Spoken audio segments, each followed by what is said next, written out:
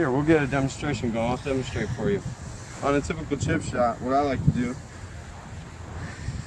first I'd stand behind the ball, I'd address it, I'd look at it. And the chip shot, like Seth was saying, he was a pitch shot was 80% in the air, 20% on the ground. Chip shot's gonna be basically a little bit opposite. It's gonna be more, I like to say 70-30. You're gonna be 70% on the ground, 30% in the air. Alrighty? And we also are gonna choke up. And what I like to do is a narrow stance. Shoulder width. And what we're gonna do is we're gonna play it back in the stance. Instead of on the pitch shot, we were playing in the middle of the stance. We're gonna play it back in the stance. And that's where, so we are kind of like de-lofting in a sense, because you see how the club moves there? Just from me moving up, the club kind of tilts up this way. What that's doing is de-lofting. It's gonna force me to hit down on it.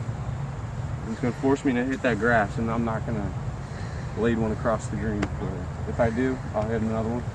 Prove you wrong. But here's a demonstration for you. And what I'm gonna do is I'm gonna take it back, and we're not gonna take it back any higher than the knee. You should never have to take anything any higher back than the knee on a chip shot. This is plenty high now. I promise.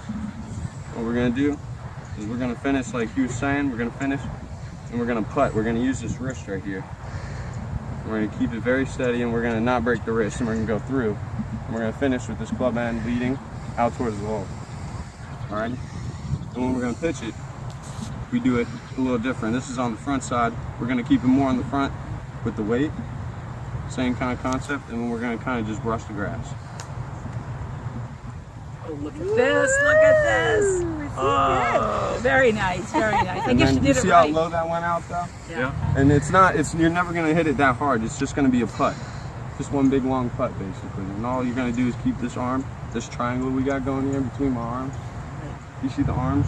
How it makes a triangle between my shoulders? Everything should be square and lined up with the target. You can't have an open stance for a chip shot if you want. It's all preference. But if you want it, you just make sure these shoulders are lined up with that target. That's the main thing. And to maintain that triangle going through. Because a lot of times when they get over a putt, they get over it and forget how hard to hit it.